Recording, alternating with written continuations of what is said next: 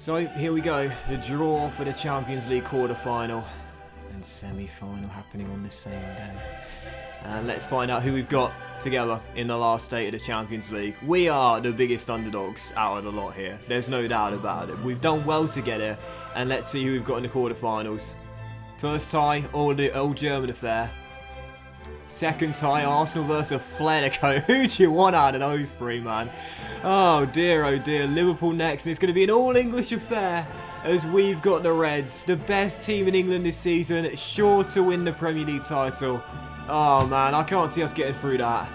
No point in even doing the semi-final draw, is there? Because there's no way we're getting through that quarter-final tie there against San Pauli's side. But if we somehow do, we'll have Barcelona or Paris Saint-Germain in the final four. But I highly doubt we'll get to that. Liverpool in the Champions League semi-final, quarter-final. We've got them today.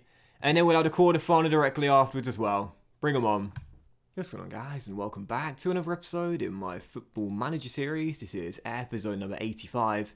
And today we're returning with two massive games as we take on Crystal Palace in the FA Cup quarter-finals. We look to once again book a place at Wembley, and then Liverpool in the Premier League, where if we don't win this one, we will officially surrender the title. Surrender the title? It's not even ours. We'll let Liverpool have it, basically.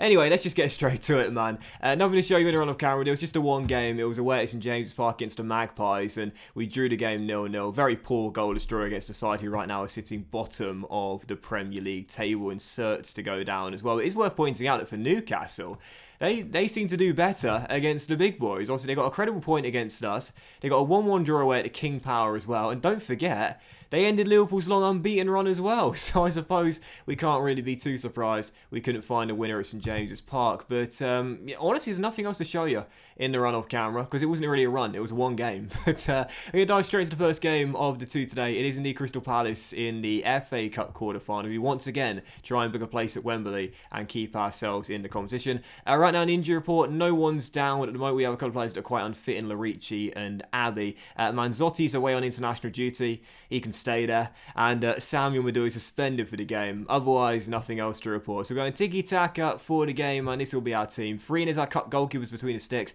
and about for his Sanabria, Pavlovic, Godfrey and Arrows. With McTominay coming into the ball in midfielder. We haven't played McTominay much this season. When he has played, he's played well. And Kenner and Mount are the midfield duo. Bamba supports a dynamic duo of Ryan Brewster and Teddy Gray against his former team. And on the bench, Zangrandi, Armini, Warburton, Robin, Longstaff, Provenzano, and Crowley as well. Quick introduction. First game, Crystal Palace in the FA Cup quarter-final. Come on, you Canaries.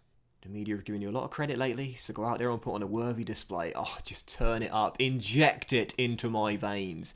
Pass the aux cord and blast that out. Blare it out, blast it out all across the land. It's my favourite team talk in this year's FM. It always wields a positive response, and as the first highlight might fall to the Canaries, David Araya claims the free kick, and Palace will look to build from the back. That's yours, Sanabria. That's yours, mate. Oh, mate. Farines bails the Argentine out. What was that? He just let the ball go straight over his head. And a good save by the Venezuelan. Still 0-0 Palace with the early start. We've got a superb record against Palace in this save as Nohan Kenner gets his first goal, possibly for the club.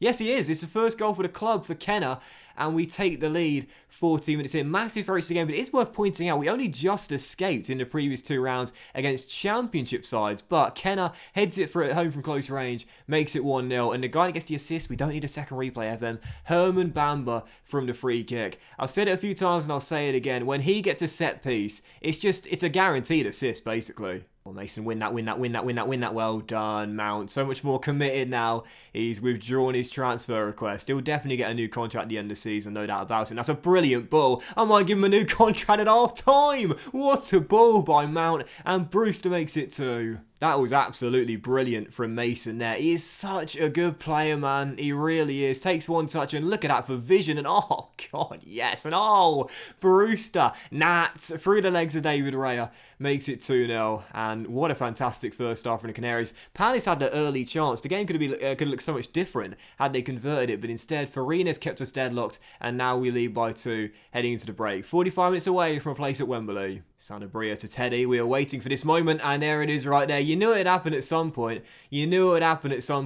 20 goals for Gray this season. Not quite as good as last year, I'll be honest, after his impressive debut season, but still our top goal scorer this year, and you knew he would get one today. As I always say, players seem to always score against their former teams in Football Manager, and the trend continues today. 3-0, we're off to the semis.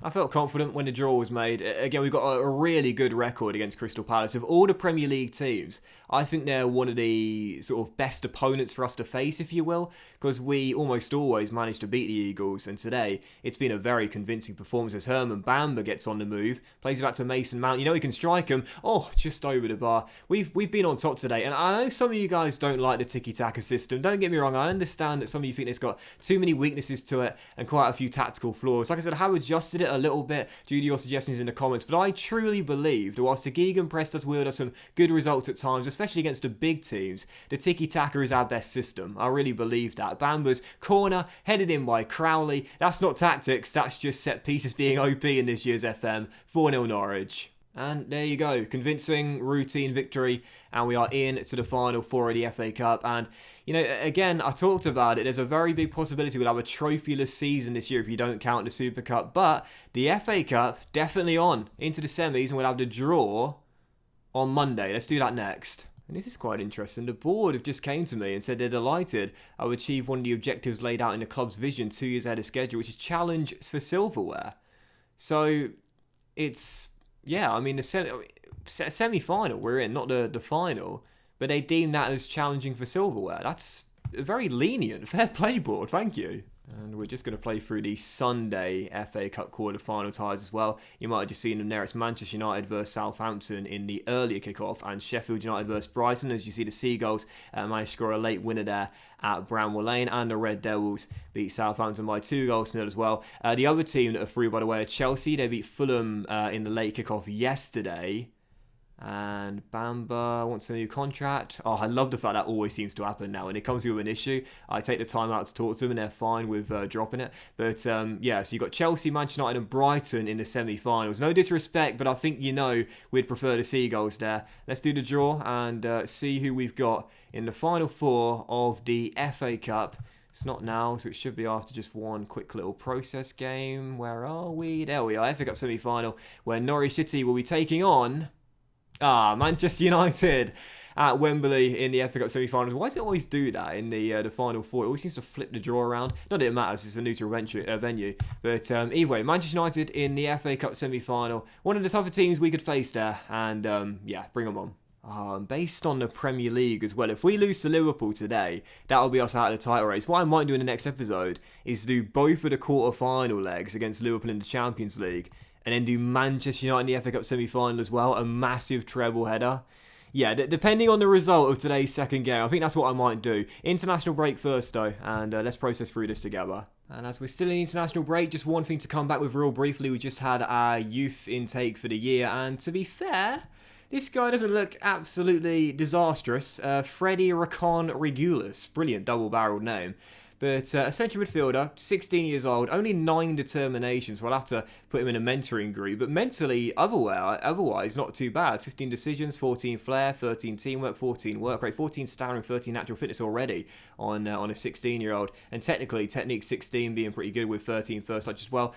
You know, I mean, I'm not like, you know, pinning my hopes on the guy for the future right now. But, I mean, he doesn't look terrible. And that's better than what I normally get. So moving on, second and final game, and it is indeed the big title battle, even though it doesn't really feel like it, as we take on Liverpool in the Premier League. Last night, Chelsea beat Arsenal by 2-0 with 2 late goals there, so that means that we remain in second regardless of the outcome today. We've got a game in hand on the Gunners, and we're still 2 points clear as well. If we end up finishing in third and not second, I'll be quite disappointed, even though it'll be better than where we finished last season regardless. But yeah, 7 points behind Liverpool into the game, much worse goal difference, and they've got a game in hand as well. well. I was thinking about just surrendering and waving the white flag with the first leg away at Anfield in the Champions League quarter-final, but you know what? No, we'll give it our best shot and keep the pressure on and keep believing as well. So we're going to go for the gegenpress system for the game, and this will be our team. Zangrandi's in goal, back for Jonathan, Armini, Godfrey and Howes with Kenner, Mount and Bamba through the middle. Madou and Dembele on the wings, and Gray, our top scorer, is up top. On the bench, Freenes, Palovic, Warburton, Robin, Longstaff, Crowley and Brewster as well. If we're to win this title, we need a miracle, and we need a win today as well. Come on, you Canaries. As I mentioned throughout the course of the season, Liverpool's team has just been a cut above everyone else's, I believe, in the Premier League this year. And, you know, it's funny, but when you just saw their Arsenal losing last night at Chelsea, every time where there has been a chance to cut the gap on the Reds, both us and the Gunners have blown it. We've blown it 2 times in recent episodes, and Arsenal blew their chance last night as well. But again, it all depends on tonight. If we get a win, there's still a chance. But anything short of that, and it's over. Teddy Gray makes it 1-0, but surely that's not going to stand there. Surely that's disallowed. It is indeed. He was well offside. Those are the moments where you don't really need the VAR, do you? I mean, yeah, pretty straightforward, that one. But Teddy Gray's early goal, disallowed, and correctly so. But a good start from Norwich, though, dominating possession. The first shot on board by us as well. Let's keep it going. Oh, great. Just as I say that, highlight for Liverpool and a chance for the Reds to go in front and get an early goal. Again, even a draw wouldn't be good enough tonight due to their game in hand, and a loss, and it will be officially all over. Gilbert to Fabinho, and now it's a great ball through, and oh, how was that snuck in? Godfrey allows his man ahead of him, and Zangrandi, gotta save that, mate. Mentioned it 2 episodes ago, I think Ben Godfrey's time as starting centre-back is coming to an end. Allows his man to get a step on him and run through one-on-one, and for Zangrandi's sake as well. That should have been kept out by our young Brazilian there. Only gets a touch and can't keep it out the back of the net. 1-0 down. Sanabria's just got a knock. I should have waved a white flag and just handed it to Liverpool today. I'm not risking that Sanabria injury. I'm not even going to chance it. Bring on Drew, because I'll need Jonathan for the game on Tuesday night. Yeah, I should have just surrendered it, man. Seriously, come on. Even if we were able to win tonight, we cut the gap to 4 points, but they'd still have a game in hand. They'd still have superior goal difference. It wouldn't matter. Even if we won tonight, it still wouldn't matter. Then Belly picks the ball up, drives forward. And if we can get a goal before the break, at least we stay in this. Great ball by Herman. Karamoko down the right. Looking to step in field. And Teddy Gray makes it 1-1. Back on level terms, that one counts. Right, okay. Still in this. Still in this for now. I'll say to the boys, you've been unlucky so far. That's done fuck all. And we'll go straight out there for the second half. Again, a win and we have an outside shot. But a draw, it doesn't really do us a favour at all. In fact, it does Liverpool a favour. Because they'll be 1 game shorter in the calendar. And they'll still have the game in hand as well. We've got to find a winner. No chances thus far in the second half. 13 minutes to go. And unless we can find a late winner, I think the title will all but be secured here today by the visitors. As we still are tied. As the Reds look for a goal that will wrap the title up. Trent down the right-hand side, crosses to the middle, and there it is, right on cue. Unvar heads it home. 2-1, Liverpool back in front. They've just been a cut above this season. Fair play to Sam Paoli's side. They have been the best team in England this year. The gap will be extended to 10 points. They'll still have the game in hand and it will be over. All we can do is try our best to hold on to second place, even though it doesn't really matter in the grand scheme of things. They've just been too good this year, Liverpool. They've just been too good. Herman on the run, trying to rescue us an equaliser. Bamba, oh, brilliant. Absolutely brilliant. I said recently this guy can't score anymore, and when he does score, it's always brilliant. Look at that. Beats his man Rodrigo Bentancur to the ball. And goes coast to coast. Absolutely brilliant storming solo run by Bam. Didn't need a teammate. Did it all himself. 2-2 back on level terms. So that'll mean the gap will stay at 7 points. But again, it still won't be enough. Unless... Bionic legs! Yes! Oh, positive team instructions, low tempo, standard passing, don't counter anymore, drop defensive line deeper as well, and let's see if we can hold on to the 3 points. I can't believe it, what a comeback! Bambu with a brilliant solo goal and bionic legs heading in a Drew Warburton cross. Crowley with a fresh air swipe, Drew with a brilliant ball to the middle, and Dembele heads it home to possibly give us the winner. Bionic legs! He still gets it done. Oh, please hold on. Oh, this could be it. This could be it.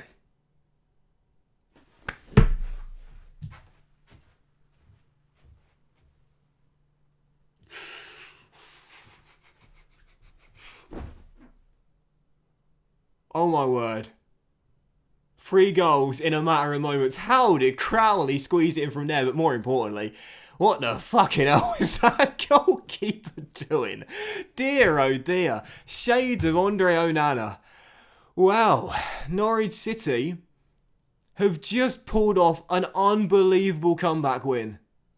We've beaten the Reds by 4 goals to 2, courtesy of an amazing late fight back. It's not even sunk in. I can't believe what just happened?